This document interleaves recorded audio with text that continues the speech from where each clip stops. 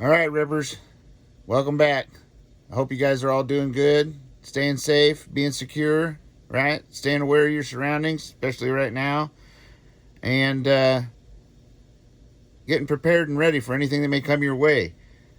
And I want to take a quick minute here to send our thoughts and prayers out to the people over there in Las Palmas, right? With that volcano going off, right? Let's be doing our best to doing our praying and our thoughts and sending them that way to keep things from getting worse there, and to keep that land from sloughing off, because if it does, boy, the East Coast better have some wheels. Anyway, back to the topic. Like I told you, I was looking into this with my friends and family that I have in our local and some other states.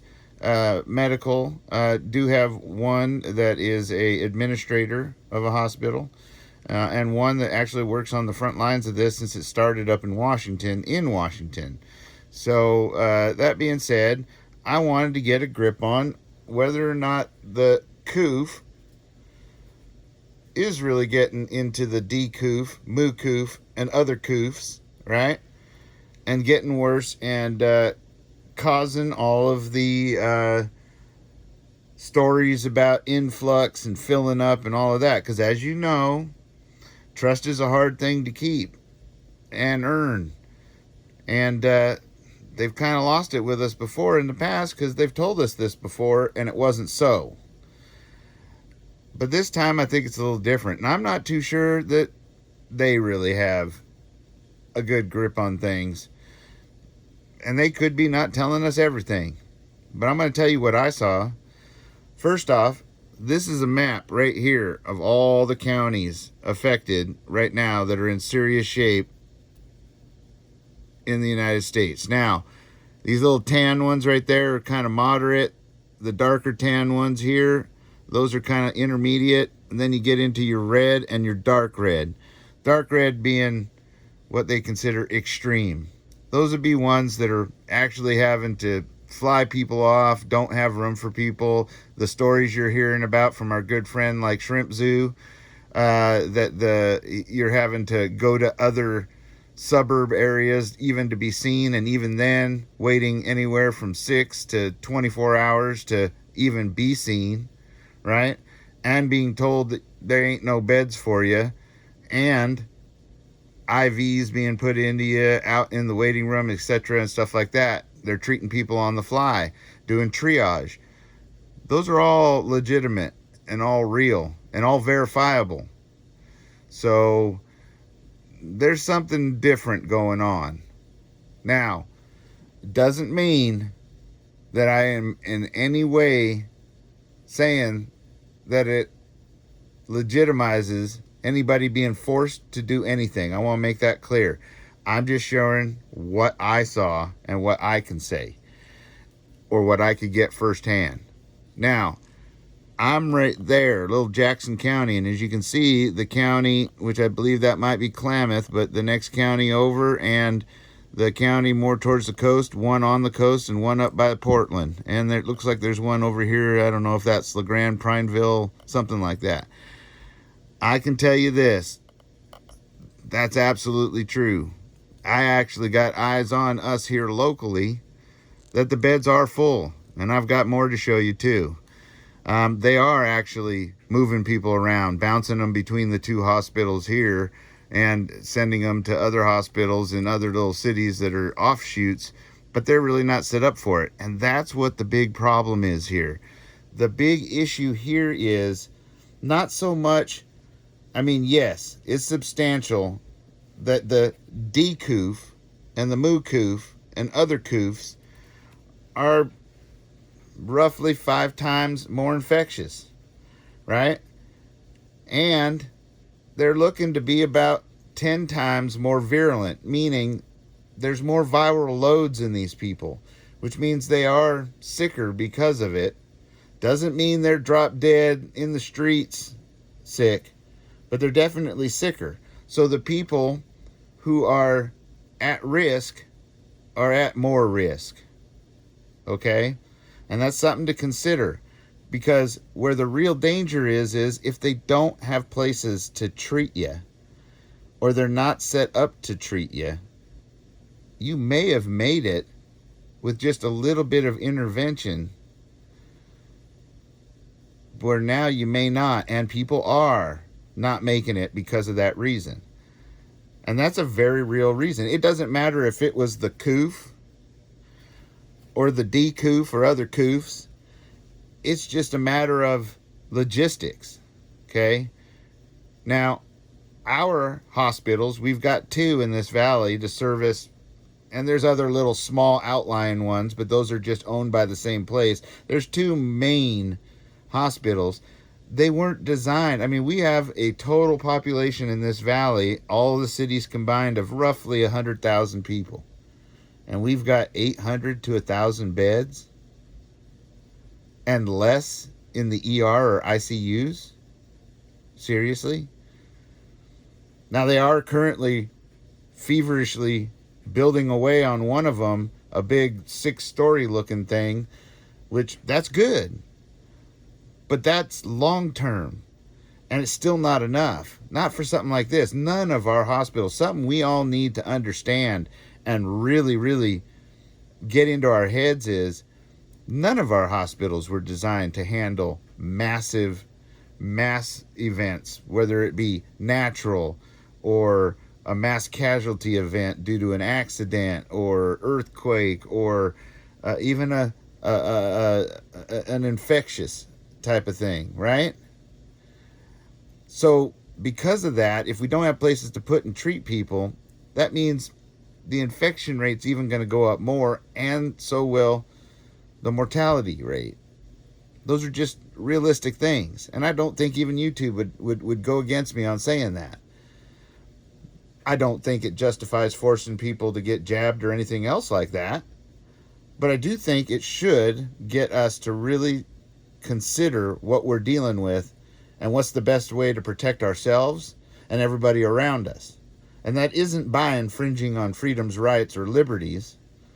It's by working together on this. I mean, look at our adversaries across the seas.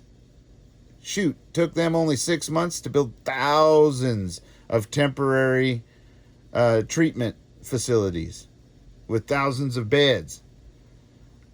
Now that's getting some stuff done. We need to have temporary things like that set up if this keeps going the way it is.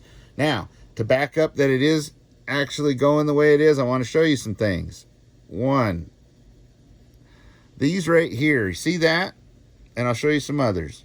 There's those, right? You'll see that's on the 2nd floor. That's because the 1st floor was already dedicated to this. Now they've moved into the 2nd floor. Now I want to show you what these are. See that? They went in, and one day there were people in the high-level hazmat suits with the vented hoods and all that kind of stuff. We could see them up there in the windows. We were wondering, well, what on earth's going on?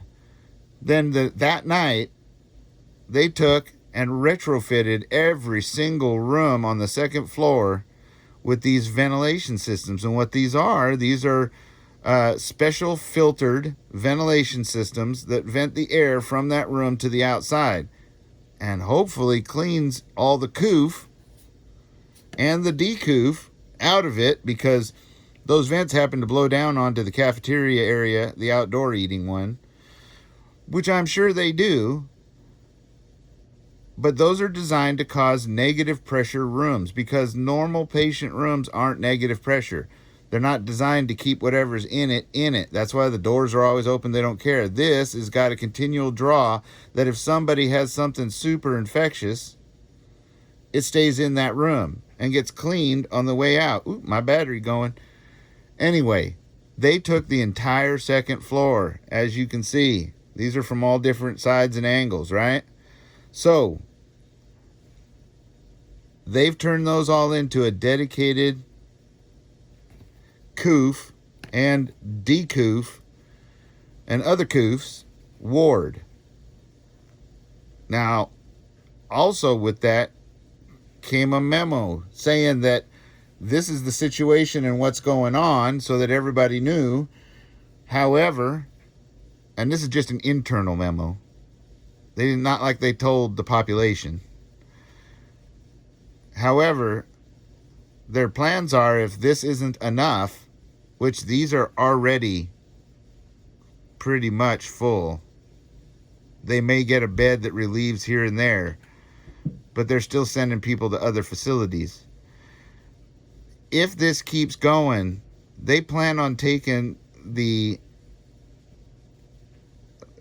clinics that are inside a hospital. A hospital always has like your general medicine, your OBGYNs, your gynecological other ones, the what do you call it, Urogyn. You've got orthopedics and surgery and all of that, right? Those are all individual clinics. You got a cardiologist, all that kind of stuff. Well, they already have said they've got plans that if this keeps up, they're going to have to move, starting with, so far that's been announced, general medicine will be relocated or shut down, one of the two, which shut down ain't good and relocated isn't much better. But they're going to go ahead and take their exam rooms and turn them into negative pressure COVID isolation rooms as well, and treatment areas. And if it continues to go, they already have plans on taking, I believe it was internal medicine was next, and then maybe even surgery. As it is right now, I can tell you that they have canceled all non-essential surgeries. Unless it's an emergency, it ain't getting worked on here. Okay? And that means that freed up a bunch of, because right now, I can tell you this, they are in a staffing shortage. I know one clinic in particular where a certain family member is the only nurse in that clinic. And they're understaffed with CNAs and MAs. So they're not even really doing many procedures, which they would have done in-house in their clinic, not in a surgery setting. So as you can see, it's not good, right? If they're making pre-plans like that. Now, why they're not doing temporary shipping container type of facilities, I don't know. That may be something that takes, other forces like the state or other agencies to get involved. But I will say this, in addition to this, their morgues are full. Yep, and I did confirm that. And yes, there are refrigerated Morgan trucks that have been delivered and set up and blessed, because this certain hospital happens to bless the trucks and treat their deceased with dignity and respect. But why I'm sharing this with you, and I want to show you some other outflow areas. Look, right there, they're starting to set up tents and fencing around the tents, right? Right there, there's two of those. You can't see the other one, but that's the ER right there. This is outside the ER. That's because of overflow. Now, this construction you see is a big unit they're building over here in order to try and increase the size of this hospital. Now, see, as you can see right there, look at that, right? Now, I want to show you. Oh, no, maybe I don't. Oh, okay. So what this should do is make you ask questions. We should always ask questions. We want to know the why, right? We want to know the why and the what's and the where's and all those kind of things. And we want honesty in those, right? Because if you're doing a negative pressure type of room, well, that lends one to believe, along with the fact that Oregon and other states have gone to a mandate where masks are required outdoors. And now I'm hearing, that was just reported, that a lot of these hospitals, clinics, and so forth, and maybe even coming up states, are going to require an N95 or higher mask that is fitted properly and worn properly outdoors or even in their clinics, right? But right now, Oregon and other states have a mask mandate, even though those little paper masks and sleeves and whatever else people are wearing over their face aren't fitted right or really capable of doing much except for protecting others from somebody who is sick by stopping their spittle. But that's the point I'm getting to. If they're making negative pressure rooms and they're starting to require masks outdoors when nobody's around, does that mean that that's something we need to think about? Are they not telling us it's right? Or is it, some think that, right? Or some people think this, which an interesting bit of information on that is when I was having my labs done and my tests done, because I was required to get tested, the person doing the test said they're finding that a majority of the people that have been jabbed are actually coming back positive viral loads in their nose, which means they very well could be, right? Was what I was being told. And some think that that might be happening. And I have an article that I'll share in another video that kind of leads into this possibility. That it's possible, at least. If not, maybe even possible to spread the jab that way. But these are things that we need to start seeing for ourselves, start asking for ourselves, not just believe in what's said out there. And I'm not telling you should necessarily believe me, although I am assuring you, as you can see, that I was there on site and I was in there and I've got more to report, which I will. But I got it firsthand, first mouth, and I know everybody can say that, and you need to take that even with a grain of salt. But this is what we all need to be doing. Take the effort to go and ask. Talk to your doctor. Find out. Yes, you're going to find that a lot of them are just always trying to push the jab. But ask them the hard questions. Ask them, why is that room vented like that? Because I can tell you this, I'm not worried about the rest. I already know where I stand on getting jabbed right now, because they've put us in a catch-22. There are dangers to an experimental jab. There are things that I believe, and some doctors, including my cardiologist, believe they don't even really know, because they're finding out right now. We are the guinea pigs, right? But there's also a danger from the way this thing is spreading and how fast, and how it is mutating, okay? And these are things we really, really need to be aware of, because we're no good if we're sick and dying, or if we're jabbed and dying. And they've put us in this position. It's up to us to get ourselves out of it with informed information. So I hope that this helped you guys somewhat. I do have some more things to share that will confirm some other things that were said. I hope this shows you that I'm willing to go out there if I can and try and get a first-hand boots on the ground. Here it is. This is what it is. And you can decide for yourself from there. But please be careful. Just because some people may want to force you to do something doesn't mean that you have to push back so hard that you just don't do it for your own well good. And I'm not talking about the jab. I'm just saying, keep your hands clean. Keep your distance away from people you don't know. You don't know their health conditions, right?